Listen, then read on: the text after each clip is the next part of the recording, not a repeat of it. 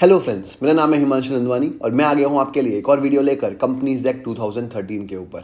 आज का टॉपिक है डॉक्ट्रिन ऑफ कंस्ट्रक्टिव नोटिस।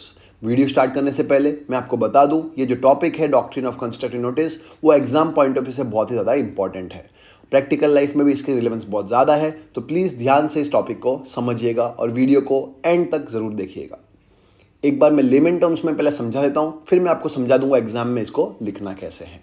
देखिए, हर एक कंपनी को अपने कुछ डॉक्यूमेंट्स फाइल करने रहते हैं आरओसी के पास। एमओए, एओए उन डॉक्यूमेंट्स में से एक है। अब जैसे ही ये डॉक्यूमेंट्स कंपनी आरओसी के पास फाइल कर देती है, ये डॉक्यूमेंट को हम लोग पब्लिक डॉक्यूमेंट्स बोल सकते हैं।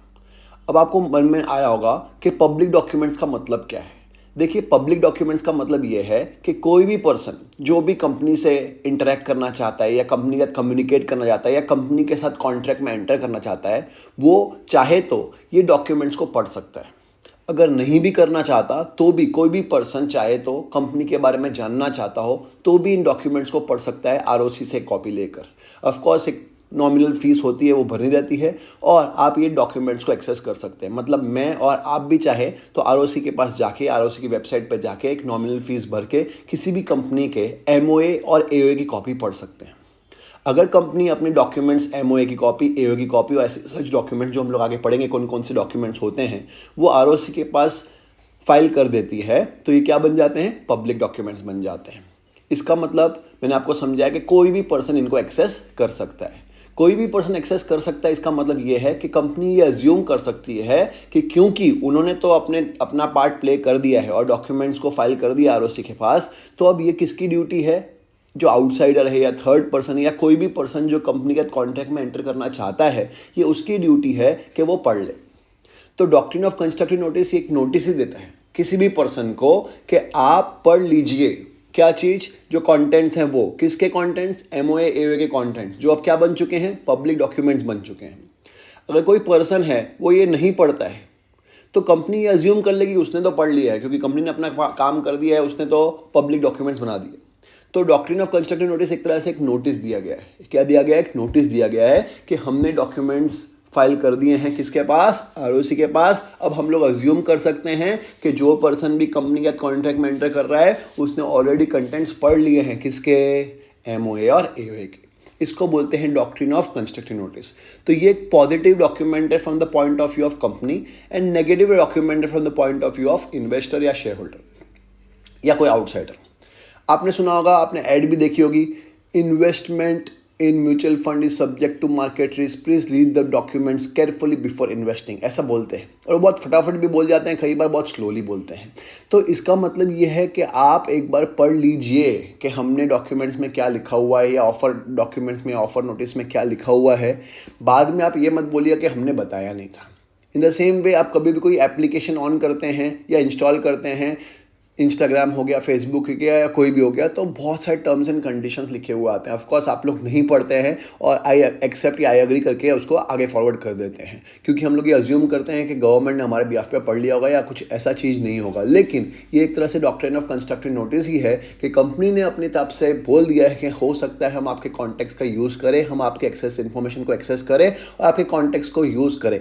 ऑफ कोर्स वो इन्फॉर्मेशन जनरली कैसी होती है? कॉन्टेक्स्ट रिलेटेड होती है। ऑफ कोर्स आपके आईडीज़ एंड पासवर्ड्स या बैंक अकाउंट की डिटेल्स नहीं चली जाती उससे, लेकिन अगर आप पढ़ोगे तो आपको मालूम पड़ेगा क्या क्या होता है। कहने का मतलब सिर्फ इतना सा है कि कंपनी ये अज्यूम करती है, इंस्टाग्राम या फेसबुक ये अज्यूम करती है कि अगर आप आई एक्सेप्ट लिख रहे हो या आई एग्री पे टिक कर रहे हो तो इसका मतलब ये है कि आपने ऑलरेडी सारे डॉक्यूमेंट्स पढ़ लिए, इवन दो हम लोग, मैं और आप शायद पढ़ते नहीं है क्योंकि बहुत सारे डॉक्यूमेंट्स होते हैं। तो डॉक्ट्रिन ऑफ कंस्ट्रक्टिव नोटिस भी ऐसा ही है। कंपनी ये अज्यूम करती है कि क्योंकि उसने अपना पार्ट प्ले कर दिया है, क्योंकि उसने डॉक्यूमेंट्स को रजिस्टर के पास, आरओसी के पास फाइल कर दिया है, वो पब्लिक डॉक्यूमेंट्स बन चुके हैं, तो पब्लिक उसको रीड कर लेगी। सिंपल है। अब हम लोग समझते हैं कैसे इसको लिखेंगे। देखिए, डॉक्ट्रिन ऑफ कंस्ट्रक्टिव नोटिस क्या होता है, मैंने अभी आपको समझाया। When the MOA and AOA of the company are registered and becomes public document, मैंने आपको बताया जैसे ही मेमोरेंडम की कॉपी एंड आर्टिकल्स की कॉपी कंपनी रजिस्टर करा देती है, वो क्या बन जाते हैं? पब्लिक डॉक्यूमेंट्स बन जाते हैं and are open for inspection by anyone, और वो क्या होते हैं? ओपन फॉर इंस्पेक्शन, मतलब कोई भी पर्सन उसको इंस्पेक्ट कर सकता है।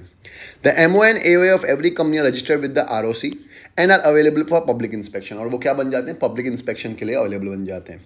Therefore, it is the duty of every person dealing with the company to read the relevant parts of this document. इसलिए ये ड्यूटी है किसकी, जो कंपनी के साथ डील करना चाहते हैं कि वो ये कॉन्टेंट्स पढ़ ले. Simple meaning of doctrine of constructive notice, तो इसका मतलब क्या होता है, तो वो लिखा है after the company registered MOA and AOA become public document. वही बताया कि जैसे ही कंपनी अपने MOA और AOA को ROC के पास फाइल करती है वो क्या बन जाते हैं, पब्लिक डॉक्यूमेंट्स बन जाते हैं. And are open for inspection, और वो ओपन हो जाता है इंस्पेक्शन के लिए by payment of nominal fees. मैंने आपको बताया एकदम नॉमिनल फी होती है. Therefore, it is presumed that every person dealing with the company has read these documents. इसलिए कंपनी अज्यूम करती है या प्रिज्यूम करती है कि जो भी पर्सन कंपनी के साथ इंटरेक्ट करना चाहता है, डील करना चाहता है, उसने ये डॉक्यूमेंट्स ऑलरेडी पढ़ लिए होंगे. Clear? This is known as doctrine, इसी को हम लोग क्या बोलते हैं, doctrine of constructive notice. That is जो एजम्पशन कंपनी करती है कि जो पर्सन कंपनी के साथ डील करना चाहता है वो ऑलरेडी ये डॉक्यूमेंट्स पढ़ चुका होगा. ये जो एजम्पशन है उसको बोलते हैं डॉक्ट्रिन ऑफ कंस्ट्रक्टिव नोटिस, कि उसने तो नोटिस दे दिया है कि क्या लिखा हुआ है MOA और AOA के अंदर. और इसके ऊपर केस का नाम लिखना जरूरी है, Pratt LTD versus Sassoon and company. ये हिस्टोरिक जजमेंट है जिसमें यही बोला गया था कोर्ट ने कि एक आउटसाइडर जो कंपनी के साथ डील करना चाहता है, ये उसकी ड्यूटी है कि वो कॉन्टेंट्स पढ़ ले. Doctrine of constructive notice is positive doctrine for the company. मैंने आपको बताया कंपनी के हिसाब से पॉजिटिव डॉक्ट्रिन है. It is not applicable against the company. It protects the company against the outsider, इसलिए क्योंकि ये प्रोटेक्ट करता है कंपनी को against the outsider. It is a negative doctrine for the person dealing the company because it is part of estoppel. और क्योंकि ये negative doctrine है किसके लिए, जो आउटसाइडर डील कर रहा है कंपनी के साथ, क्योंकि कंपनी एज्यूम करती है कि आउटसाइडर ने सब कुछ पढ़ लिया है, भले ही नहीं पढ़ाओ तो भी. मतलब अगर असली में उसने पढ़ा है कि नहीं पढ़ा है दैट इज इररिलेवेंट.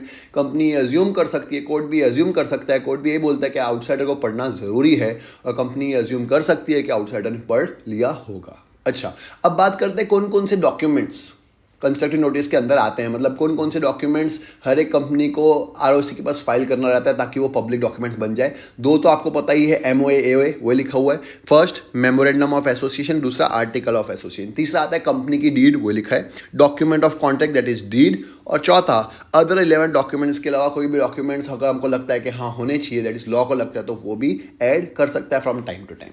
तो इन शॉर्ट 4 डॉक्यूमेंट्स हम लोग बोल सकते हैं, MOA की कॉपी, AOA की कॉपी, कंपनी की deed that is contract, document of contract, और चौथा any other documents from the time to time जो भी हम लोग अपडेट करेंगे या लॉ के हिसाब से अपडेट होता रहेगा.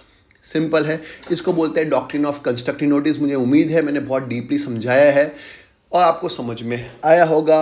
अगर आपको लगता है कि मेरा वीडियो आपके काम का है तो प्लीज़ अपने फ्रेंड्स का ज़रूर शेयर करिएगा, मेरे चैनल को सब्सक्राइब ज़रूर करिएगा.